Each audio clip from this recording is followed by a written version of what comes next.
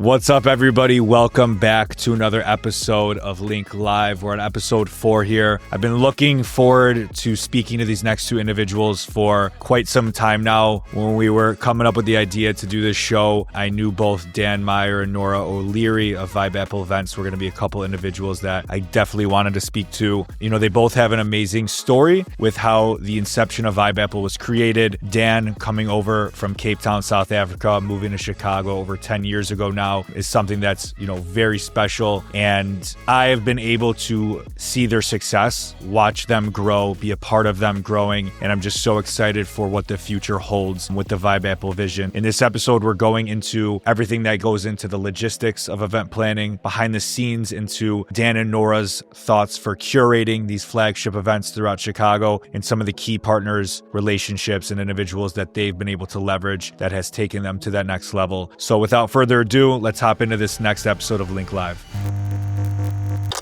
Link Live episode 4. We're here with Dan Meyer, founder of Vibeapple Events, Nora O'Leary, COO of Vibeapple Events. Thank you guys for coming on. Thank you guys for being here. I have a lot of questions. There's a lot of things that the fans want to know that happen behind the scenes of everything. No, jokes aside though, we want to go a little bit deeper into the background of Vibeapple, how it started, inception of the brand, kind of talk about how you guys came onto the scene in Chicago, and just fill in the viewers. So let's start with a little background on both of you guys and kind of what you used to do prior to Vibeapple. Dan, you obviously have a bit more of a story to it as well, where you're from. So let's hop into that. Great. Well, thanks for having us. Originally from South Africa. City of Cape Town. Beautiful. You should check it out. I moved to Chicago about 10 years ago. Actually, my 10-year anniversary was a month ago. I came over to do some corporate work, corporate consulting.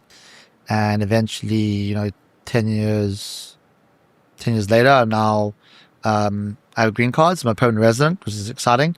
And, I started Vibeapple about 3 years ago. But my background is really accounting, finance, consulting. So very different to events and creating experiences. Awesome. Nora, background. Let us know. Yeah, a little avant-garde there. I was a speech therapist in nursing homes for close to 10 years. When Daniel started doing Vibeapple, I started helping him at the door while I was being a speech therapist. And one thing led to another. And couple of years later, we're sitting here with you. Left Nice. That world behind to do something more fun and vibrant. So Cool. And then how did you guys link up originally? You guys just met each other through the social streets of Chicago? Yeah, so Heather is Nora's best friend. And I met Heather about 9 years ago. She's a close friend of mine too. And so we've just been friends for basically 10 years now, actually. Yeah. Back in the day when people would go to the bar, Yeah, everybody people would drinking actually beers. People would leave their house. You run go into out. each other, you say hi, who are you? Yeah, real life interactions. Yeah. Crazy. Awesome. So talk to me a little bit about the inception then of Vibeapple, kind of while you were still working corporate. Obviously I could relate to that story a lot in this case, but when you had that kind of epiphany point of okay, this is something I think I want to make my life, make my career, what are some of the things that happen along the way throughout that process? Yeah, so during during COVID, had a lot of time to think about life and what I'm doing with it. I just got my green card. I was free to now look for other jobs, but obviously it's COVID, so nothing available. So I just stuck with the corporate stuff. But I always dreamed of starting an events company. So I dreamed it up, and eventually when the restrictions lifted, we decided to do a small boat party. Which did really well. Then we did a mini Halloween, a mini ugly sweater party, and it just got momentum.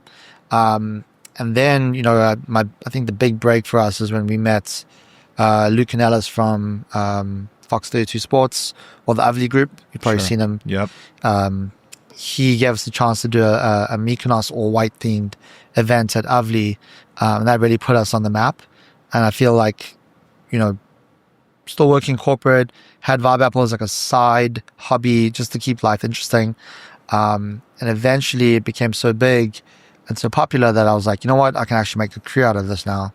And I think 2020, 2023, I made the big jump, took the big risk, and now we're here.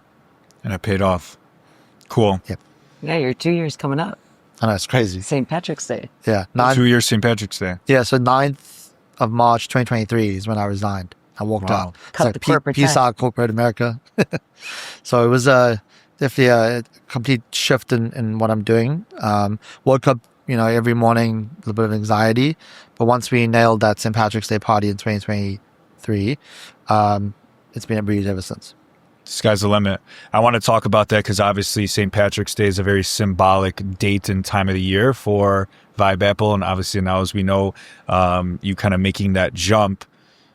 I want to backtrack a little bit because I think probably part of the success that you were alluding to is the development of relationships, kind of shaking the right hands, especially in a big metro area like Chicago. Talk a little bit about, and this is a question for both of you, who are some of the key players involved that allowed you guys to kind of build on the success you're happening? Was it a lot of word of mouth in the beginning? Were you guys texting every single one of your friends that you know? How are you guys really getting people to come to the events early on without having a name in the city? Yeah, well, there's two questions there. One is like who we know and how we, elevated. Sure. But in terms of like our social circle is pretty big, especially prior to COVID, a lot of friends. And so initially, a lot of house parties or get-togethers, birthdays, engagement parties, etc. We have a wide net of friends in the city. I think word of mouth, I think Nora agreed with this, word of mouth has been huge for us. Friend brings a friend who brings a friend. We've done, limited marketing, and you know this better than we do. Limited marketing is where we got to this point, and it's all, word of mouth. Hey, these parties are fun, good people, good crowd, and it spread like wildfire. Yeah. And I think like my inception story of Vibeapple, in short, is simply like our friend group just got too big, right? Yeah. So Dan has a ton of friends, and he's always the person coordinating and getting everybody in the same room. I'm the same in my friend group. And when we put them all together, it becomes, 50 people, 60 people. And so word of mouth is really how it's all gotten up until we met you guys. Right. Yeah, it makes our job a lot easier on the link side when you have a tested proof of concept before bringing on a team. Makes the sell in that case just as much easier. But yeah. And then your second question about who do we know that got us or helped us out. Definitely big shout out to Luke and Ellis, who, big Chicago face. Yeah. he opened the door for a lot of things we're doing. So like forever grateful. And then also David Goldberg, who's also opened the door with a lot of venues and sponsors and other connections in the industry. Both of those guys adore us and love what we're doing and support us. So very grateful for them too. I think those are the main two in my memory now. For sure. I guess kind of a natural segue there. Talk to us a little bit about either some of the challenges or sort of, I think a lot of people are very into what you guys do or like have questions about it. How has been navigating the relationship part with these venues gone, right? Because that could be a very tricky thing to do. Yeah.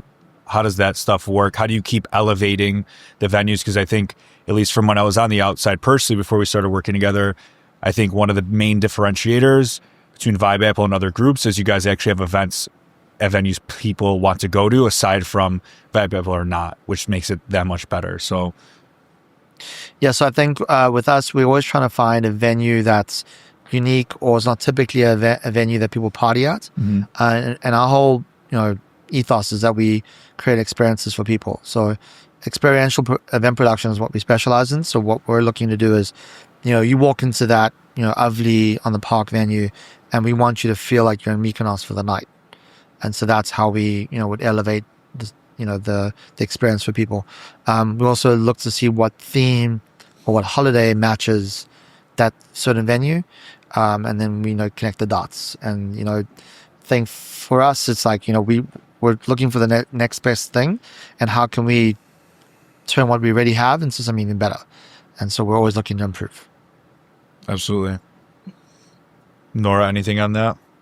Yeah, I think Dan has an incredible ability to walk into nearly any space and just see magic in his head. It's like AI is in your brain constantly. And that's been true for a while, but I think that ability to see a venue, but also make strong relationships with the right people is where that magic area happens. Yeah. I think another big synergy as well, and something that differentiates you guys, is the curation aspect. Like you said, you guys are now at a point where you have a few key flagship events, at least I would say, that are recognizable amongst, your audience in the city of Chicago for sure. Talk to us a little bit how those came to be. I know you kind of alluded to it a little bit, connecting some key holidays that people already celebrate and then leveraging that further. But some of them are very niche, right? And they kind of speak to what the Vibeapple team's interests are, some of their passions, and you kind of are good at fusing those together. Yeah, absolutely. So obviously the holidays, and we'll go to St. Patrick's Day first.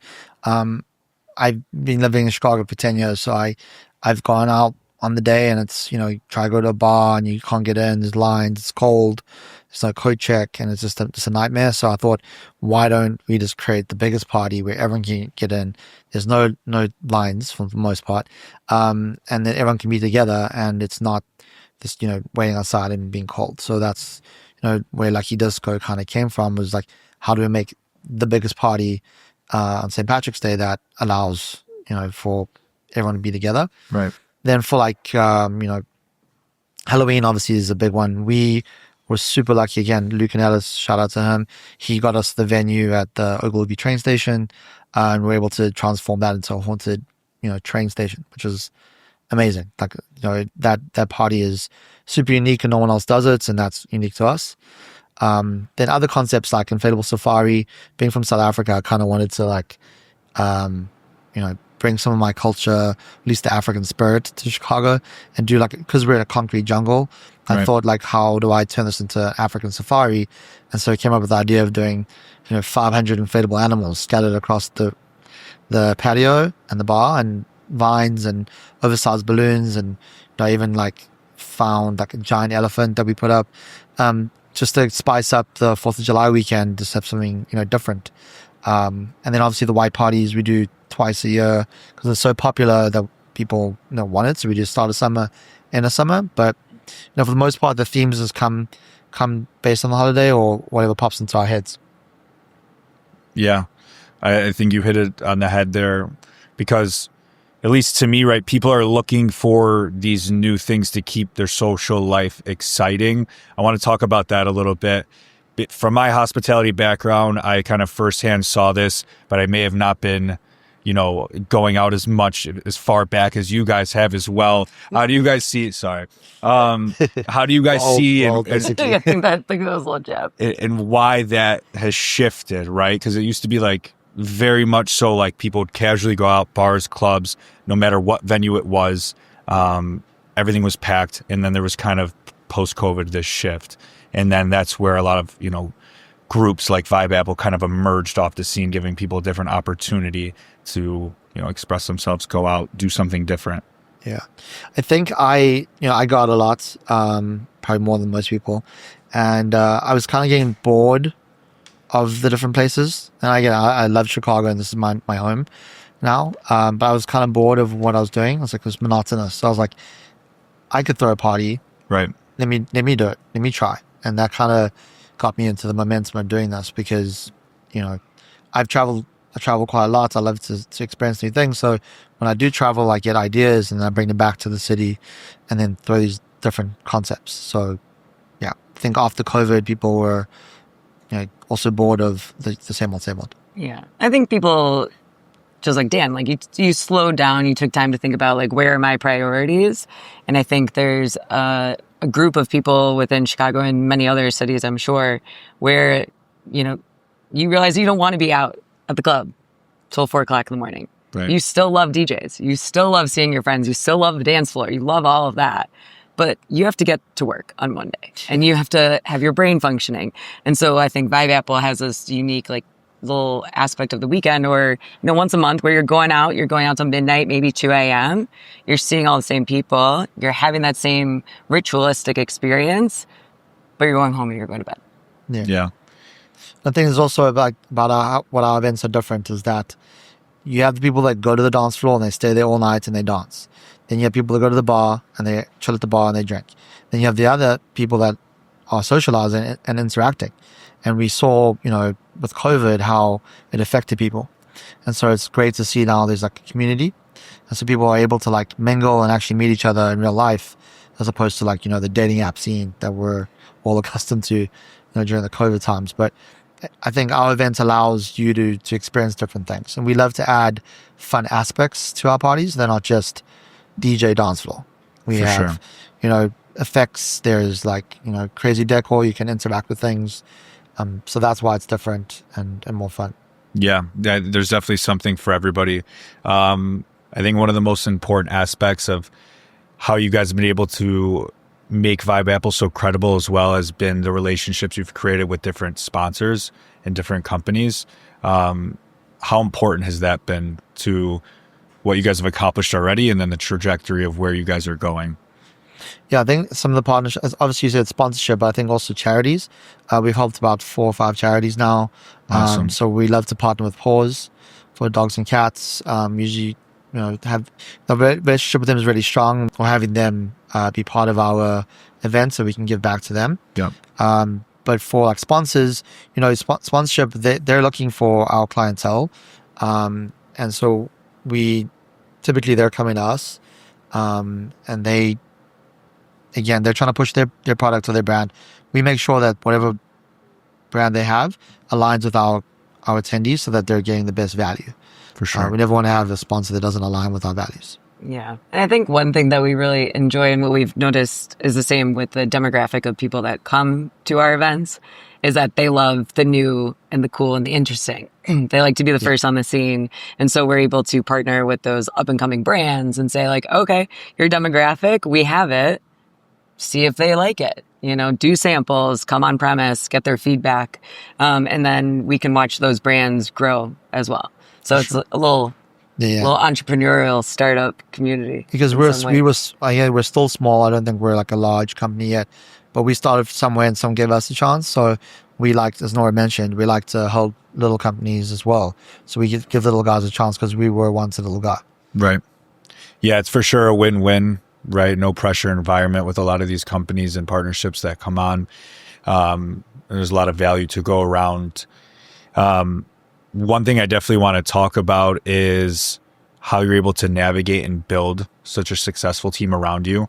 I think there's a lot of these event organizations that pop up on the scene that may not be supported with the same resources that you've been able to build and curate. Probably coming off one of the biggest Vibeapple milestones that I've seen, in my opinion, which was Art Basel 2024 in Miami, which was amazing. Very fortunate that the Link team was able to be a part of that. From my eyes, right, that doesn't happen without the team that you've been able to curate, trust, delegate to. So I want you to talk about, how is that came to be, and who are some of the key players that you really rely on, because big misconception. People just come to these events, they leave these events, and they think they just popped up out of nowhere. We could save the logistical stuff for another time, but there's definitely a lot more that goes in behind the scenes that people are not aware of. You want to jump on that one? Yeah, I think the team is what makes Vibeapple different at the end of the day. I think we have a core group, maybe between like 10 to 15 people that all have outside full-time jobs. And this is a space where they've found an outlet to find community through creation, I guess. And so we have people who are a part of the Chicago Fire Department. We have people who are project managers for construction companies. All these people that have this outlet where they're coming together and creating something like wild that Dan thinks like a wild stage in his mind. And it's nice to see those people on a consistent basis come through and they jump at it. I think a lot of that comes to Dan and his way to manage people from his experience in his corporate position. He's used to managing people and finding their strengths and putting them in the positions that match their personalities best. If someone isn't thriving in that one spot, Dan will find something, identify their strengths, identify some challenges, and move them where they're going to be happiest. So, yeah, absolutely. What Nora said. I think the team around us is brilliant. We're very blessed to have some really, really hardworking individuals that believe in our vision and our passion. Again, creativity is what I love, And so I'm allowing a lot of our team members to like be creative. For example, Halloween, I have a vision for one of the sections that we wanted to build. I said to one of the team members, hey, here's all the materials. You create it. I believe in you. Go do it. And she created a beautiful, art installation for us, which was highly interacted with during the event. So it's giving opportunities to people to like be creative in a space. So, well, to me, the biggest attraction of Vibeapple, or why you guys are a prime example, is you guys have the business model down. The creativity aspect it still takes a lot of talent and it's hard, but in a area like Chicago, I don't want to say it's easy to plug and play music and promo and do that stuff, but it's very accessible. It's very abundant, right? Even off camera, we were just talking about, Dan, what's the reason, the parties are 14 hours, whatever, 12 hours. There's a method, there's a reason for that, that people wouldn't normally understand, which we get into. But let's talk a little bit about the concepts of how the events are started. I know I alluded to earlier, there's some like flagship events you guys have, but where do you guys take the inspo for the concepts? Who else is behind helping within that? And then we could talk a little bit more about curation, because there's a lot that goes behind the scenes into curating the venues. Yeah, so a lot of the concepts come from my brain, to be honest.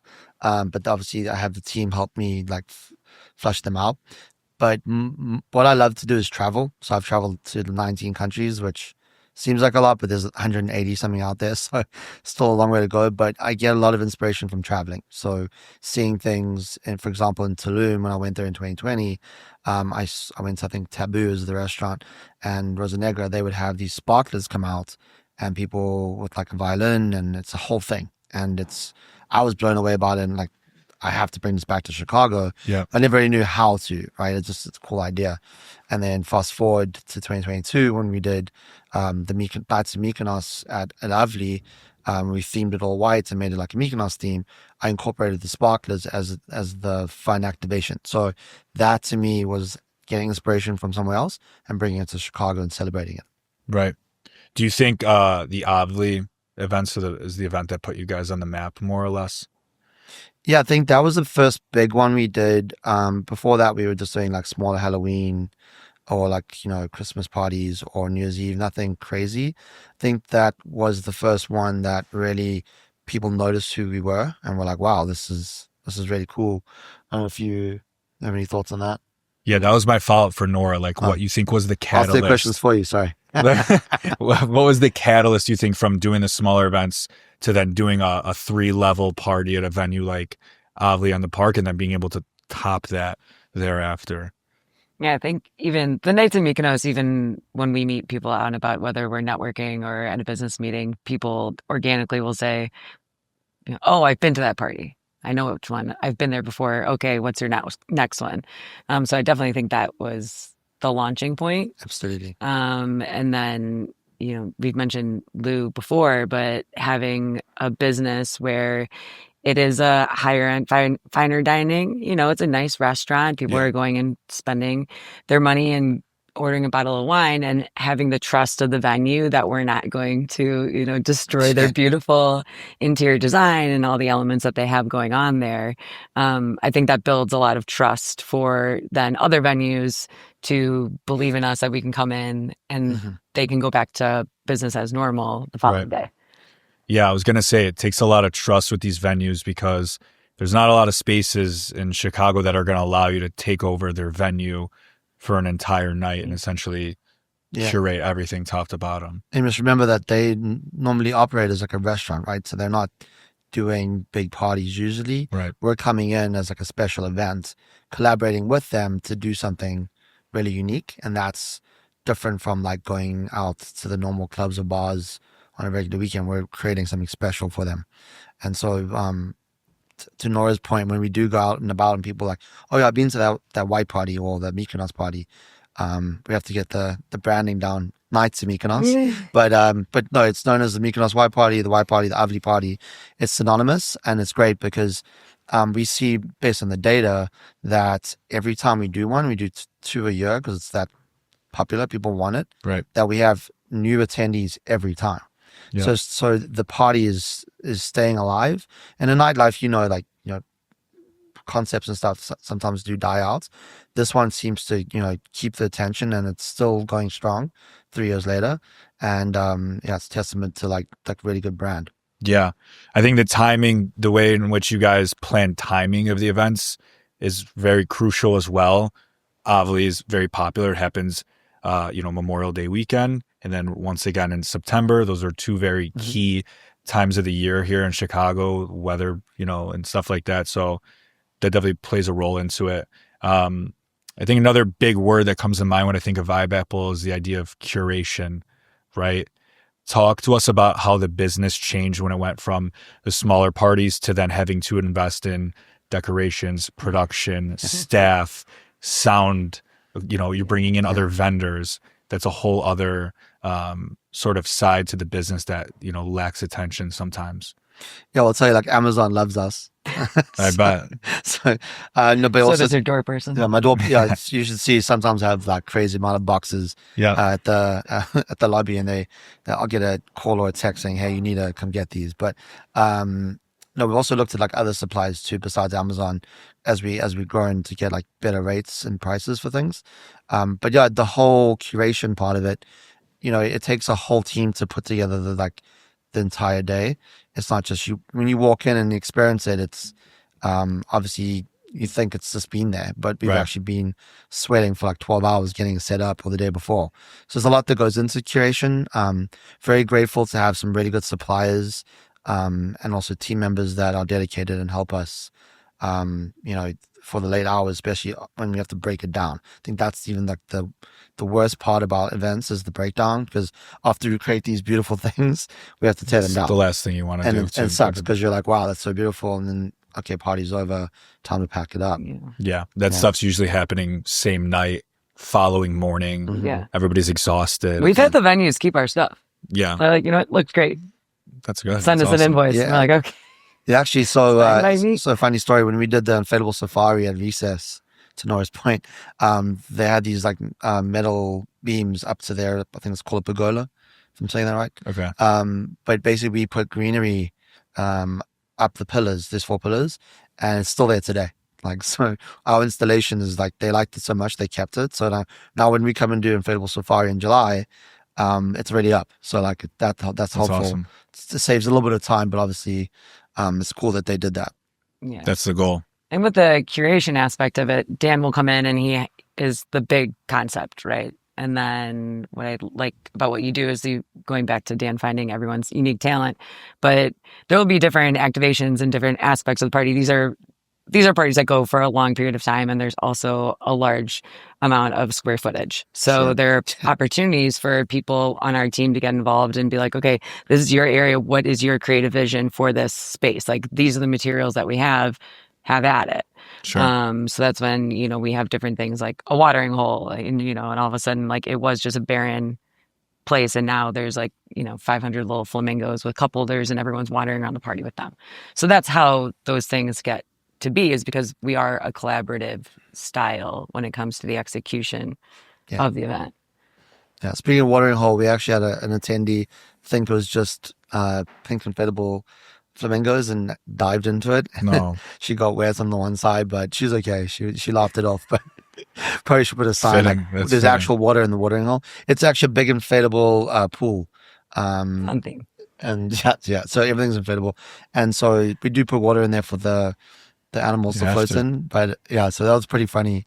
Shout out to Riley. She's the one that did that. That's funny. Yeah. Just so people could grasp the idea of it, throw out a production number. Throw out a number for an event that would help people grasp the size of what you guys are doing. When you say production, like an expense, dollar amount. Give them a Dan Meyer range. Okay, so Halloween. You give a range and I'll give a range. Well, Halloween, which is at Ogilvy train station, which is insane. Yeah. Again, shout out to Lou for getting us that venue. That one is 3 dance floors, the whole concourse where the French market is. Yep. And so that's 3 different dance floors, 3 different styles of decorating. Obviously, we have different themes with Halloween, but that one is a huge undertaking, and that was about 70 to 100K in production. Yeah. Wow. So that's it's very expensive to produce that type of spectacle. Sure. Obviously we try to reduce costs where we can, but our goal is that when you walk into a venue, you're like, wow, I can't believe I'm here. This is amazing.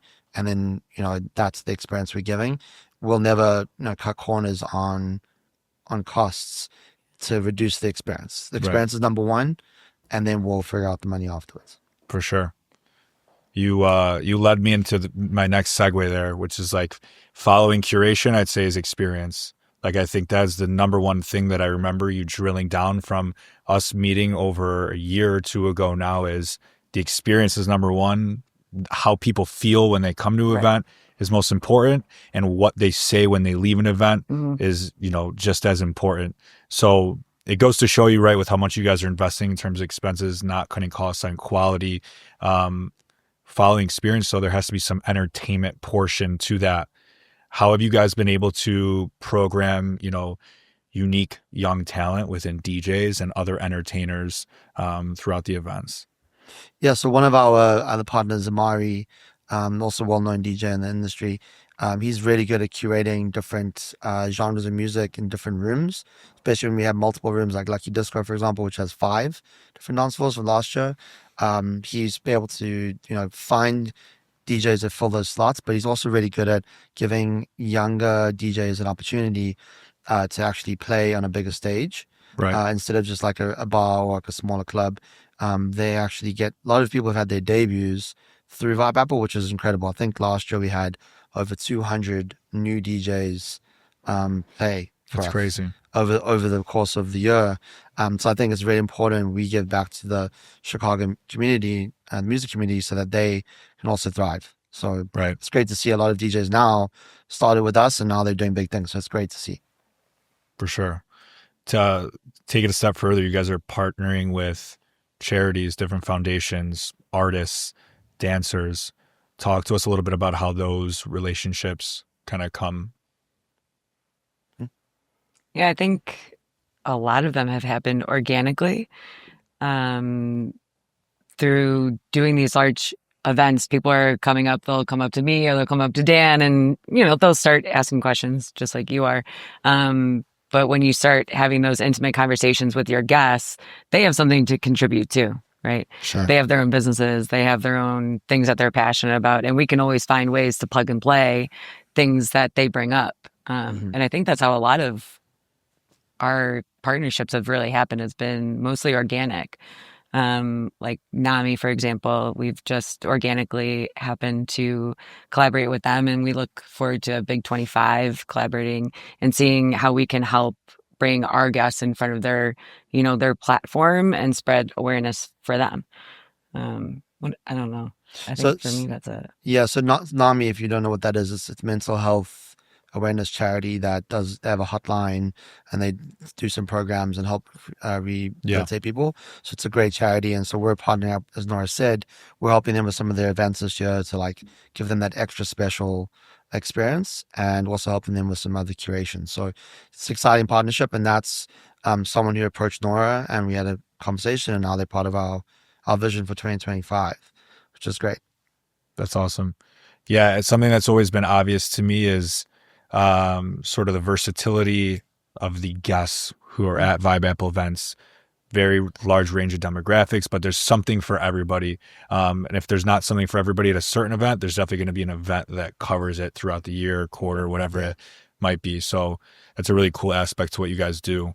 It's not all sunshine and rainbows, though, as they say. Everything's not perfect, right? Yeah. Oftentimes when we get to see it behind the scenes, things are extremely chaotic, extremely stressful.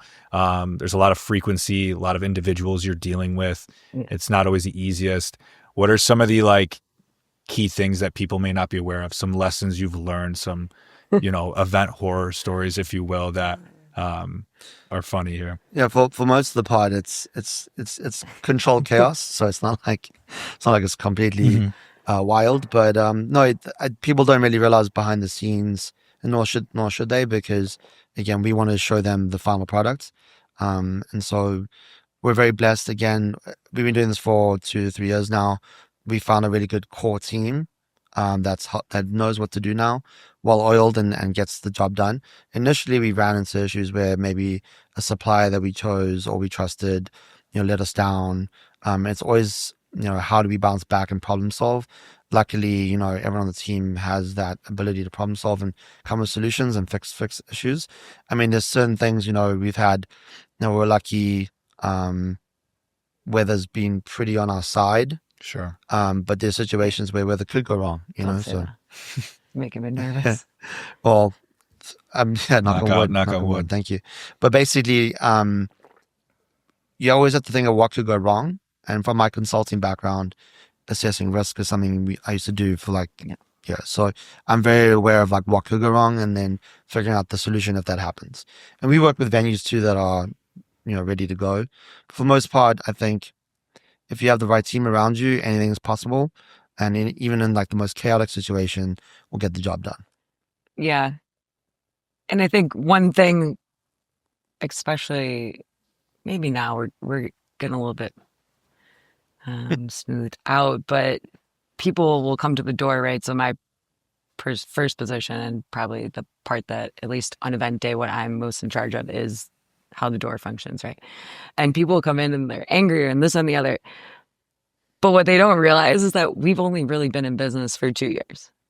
Yeah. Because everything is so elaborate and it is so long and it's so big and there's so many people, it can appear that we are a fully functioning business. Yeah. But Dan is the only person who's full time. So there are going to be things that fall through the cracks or, things that we might have missed. And so we just have to communicate that, hey, I apologize. We'll do better next time. And then also knowing when, being able, I think our staff does a good job of being able to read themselves and being self-aware that, okay, listen, I'm in a stressed moment. I might not be the best person to have this conversation. So I'll have Dan come in and navigate that. And so relying on each other to keep even keeled has been key. Yeah, I think we tailor, I tell whether an event is going really well is if I don't get any calls to go to the door. To deal with something. Typically we don't, but there's been some situations where we had one guy was very upset because someone called him a name and he was really upset, and so I calmed him down, heard a side of the story. I knew my door team wasn't really able to handle him, so I was able to remove him from the situation, help him out, figure it out, get him Uber home, and he was good to go. Right. Whereas there's situations where you can have this is a public event. We are very blessed that the crowd that shows up is a great crowd, and we are very stoked about that. But you do get bad elements sometimes, and just how to deal with them. We never fight, fire with fire. We always try to calm things down and understand the scenario, and then make the best decision. So, yeah, that's the best way to do it. Keeps us on our toes doing different venues, though, because every single time we go into a venue, it's a new security. It's a new general manager. Right. It's all the logistics are different. And I think that's one aspect of Vibeapple or being a pop-up event company that people don't take into account. So one security guard can be, a bit more aggressive than another security guard. Sure. Then they think it's Vibeapple, but it's a security company that might be hired by the venue. Right. And so it's unfortunate, but we try to work with the security to explain to them, and help them out. Hey, let's be more hospitable to the guests. We don't need to completely shake them down as if they're about to rob something. We can also, there's ways to go about it. Yeah. More hospitality, and you mentioned that earlier. Hospitality is huge, and if you don't get it right, people will realize. Exactly. Yeah, I think that's part of your guys' success too. We've talked about this a lot. People want to feel comfortable when they're going out. They don't want to feel like they're getting judged. They don't want to feel like they're getting, patted down and all these assumptions being thrown out. And that's becoming harder and harder. So at the end of the day, to me, it's you guys are in the people business. Yes, hospitality is people. You're taking care of people. You want them to have a good experience. So how you take care of them is your exact reputation. But no, I think you guys kill that aspect of it. Part of what you guys are known for as well, and how people are consuming your brand is obviously through a lot of social media, and how you've been able to leverage content and advertising, stuff like that. When did that become like apparent to you within your journey that that was something you had to go all in on? Obviously, that's how our relationship is came to be and such. But when did you guys recognize like the importance of that and how that was going to shift the direction for Vibeapple? Yeah, absolutely. So I think the situation is we're creating all these event concepts. We did have like an after movie filmed, but we weren't able to then advertise the next party or when the next year came along, all we had was an after movie. We didn't really have anything else Sure. content wise, and we'd have to like reinvent the wheel every time with marketing. And marketing was typically me and Amari Yeah. making memes. And so I would be like coming up with fun ideas to market the events. Like the ones when I first came up with Inflatable Safari, I grabbed an inflatable monkey, attached it to my backpack, and I went out to the playpen. I went cycling through the city. Yeah. I stopped at Oak Street Beach. I went everywhere with this monkey called Milo. And Guerrilla marketing, if you will. guerrilla marketing, monkey marketing, and and eventually, people were like, "What is this inflatable monkey thing?" Oh, I'm throwing an event. Scan this QR code, and then all of a sudden, we built up an audience for Inflatable Safari, which was the first time we ever did it, Yep. and had 1,000+ people come. It's even though we have the the Mykonos or White Party or Nights of Mykonos, it doesn't mean that they're going to come to your next one. Sure. It might not appeal to them. I don't want to dress up in animal print. I'm not going to go to your party. There's different people, and that's why we have different themes and different events that appeal to everyone. I look at the data and I see that certain people go to certain parties, and some don't. They have their favorites, which is interesting when you look at the data. But also, we have a diverse crowd of people that like different genres of music. Some like rooftop parties, some like patio parties, some like the beach parties, some like dressing up in all white. So we have a very diverse crowd, which is amazing. Yeah. And to go back to your marketing question, I knew I needed to get a serious marketing team, like Link Creative, because I knew that I can't do it by myself. And one of my biggest lessons is that you have to delegate and share, otherwise you're just going to burn out. I can't do everything, and that's why you guys have been pivotal to our success for the last couple of years. Yeah. No, I appreciate that. I mean, it's something that's definitely progressing right now. We're at the point where there's sub-brands of the flagship events being launched under the Vibeapple name, which is a great sign. Following that, like, what do you guys see as the vision, not only for 2025, but over the next, 5-10 years? You've been able to leverage a lot of resources to get this far, and I know you're kind of only scraping the surface, I would say. So what does that Dan Meyer vision look like long term? Oh boy. There's a lot in my head, but I think for us is just to make sure that the parties that are now part of the Chicago, I guess, year plan for if you do follow Vibeapple and want to attend all the events, we have those laid out, and those are going to be staples, and we make sure that those are high quality and we keep improving them. Yeah. We're never going to be complacent and just chill. And Nora might hate me for this, but I want to spend more money making the experiences better for people. We want to keep ticket prices affordable. We don't believe in jacking up the prices at all. So we look at other ways to, try to drive revenue, either through sponsors and things like that. But vision 4 is really do what we do right now and make it better. And then look to other concepts and other experiences we can create. We have a few in our kitchen that we're cooking up, but we do also want to expand into Miami. We did Art Basel, which I think you mentioned earlier. We did 4 events there, at the same pool, where we did different themes and showcased our themes we already do in Chicago, in Miami, and they were successful. So now we're seeing what we can do, and we've got Miami Music Week is coming up. I have something maybe I might announce, but it's all dependent on something. But there's ideas out there to do some Miami stuff, and maybe New York as well. So we're looking at other cities. We've had people from other states come into Chicago for our events, and the data is telling us that. Right. And we've actually had New Yorkers say, please bring Safari to New York, and we're like, we'd love to. Yeah. And so we know there's demand out there, so it's more about just doing the research, finding the right partners, and then executing. Nice. Love it. Nora, anything to add to that? What's maybe Dan's vision? What's your more realistic Nora goal side to that question? I think he kept it on the real. All of those things will happen. Anything Dan puts his mind to, he will accomplish. even like the first year of me working with Dan, I was like a little nervous. I was like, oh my God, You need that though, right? You need it. And then it wears off after a while because you just see him accomplish it time and time and time again. I personally love New York, so fingers crossed. I guess New York first then. Yeah. Same actually. Here we go. So New York would be amazing. And then seeing where it goes from there, if we can get something internationally, I think for us, working and finding the right partners that Dan mentioned is going to be a huge thing. I think Vibeapple is a very much like you go farther together type business. For sure. And so finding people who are experts in their field and what they do, whether it's in Chicago or nationally or internationally, I think it's definitely going to be a track that Vibeapple goes. Yeah, I think experiential events is the future. Yeah.